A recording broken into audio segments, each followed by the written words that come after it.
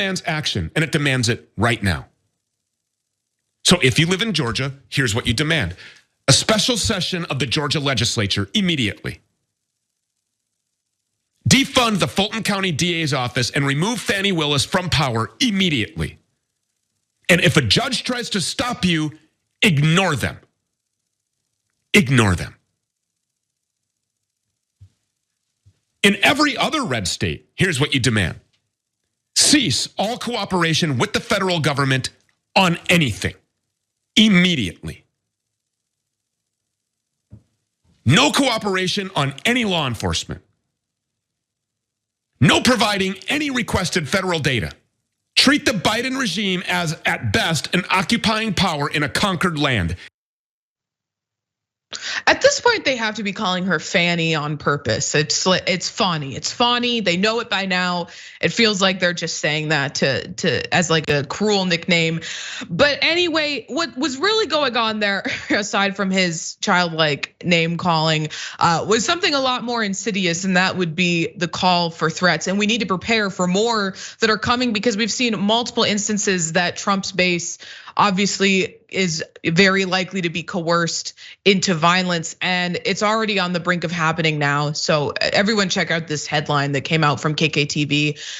It says, photos, addresses said to be of Georgia grand jurors who indicted Trump posted on far right website. And Donnie O'Sullivan over at CNN broke this down a little bit and wrote that names, photographs, social media profiles, and even the home addresses purportedly belonging to members of the Fulton County grand jury that this week voted to indict former President Donald Trump and 18 co-defendants are circulating on social media, with experts saying that some anonymous users are calling for violence against them. And that's the only reason that you could justify posting their names, their addresses, their faces.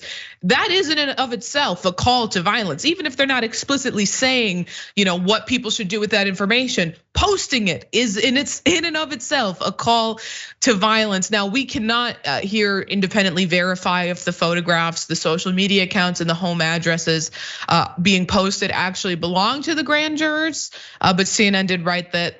However, the names being circulated on these sites appear to match the names of at least 13 of the 26 grand jurors that served on the panel in Fulton County. It's unclear if those names are the actual grand jurors or just people with the same name.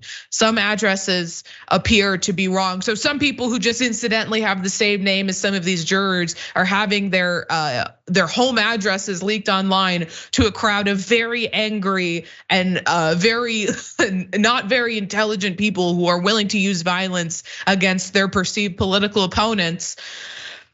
Not that it would be justified if it was the right people and all the right addresses anyway, but I mean, some unsuspecting person and their family might be the victim of right-wing violence just because they had the same name as someone on that jury. Absolutely absurd. And some of the posts basically accused District Attorney Fani Willis, who's a Democrat, of stacking the grand jury with left-wing activists. Again, no evidence of this.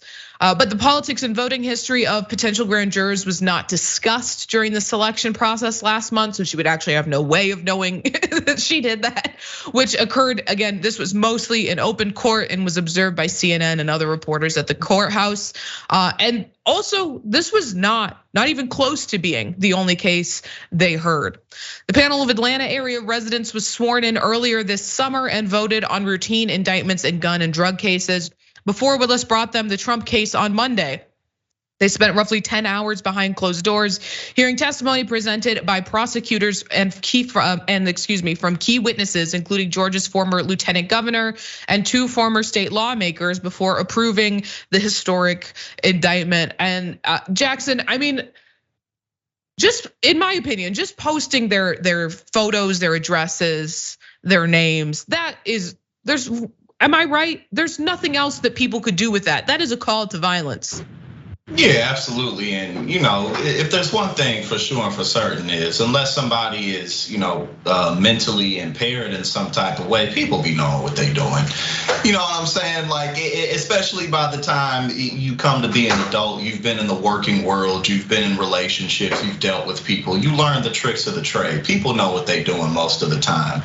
So there's really no excuse for it. But also out of Texas, a woman was just arrested. I can't recall her name, but she was leaving messages for Judge Chutkin, and also Sheila Jackson Lee. They were leaving messages on her saying, all the Democrats and the entire LGBTQ community, you know what I'm saying? We gonna be in the streets. They arrested her for it. So people see these types of posts and they absolutely do take action with it. But the craziest thing to me about it all is at this point, it's clear that the bulk of Republican voters are going to go down with the shit with Donald Trump. Despite the fact that he's really just a clown game show host who's blown everything he's ever touched. Despite that, this is their guy. And we got people on television like we opened up with saying like, just ignore all the law. Just get out there in the streets and cause trouble, basically. He ain't gonna do none of that. But clearly people out here will do it. So this is purposeful. Exactly, and we've seen these people are literally willing to give up their livelihoods. They're willing to risk going to jail for the rest of their lives. They're willing to, engage in these criminal activities in service for what you said, a game show host, a clown, a goofball. Like right. It makes me so beside myself. And also just to, have to report that that Fani Willis and the Atlanta sheriff are having to take measures to protect the courthouse. I mean, it's so depressing, but that is now the world that we're living in because of these escalating threats of violence. For more political news breakdowns, interviews, stories of activism, and me trying my hardest to care about the occasional big celebrity news story, subscribe to our YouTube channel at youtube.com/The Damage Report. And you can ring the bell wherever it is so you don't miss anything.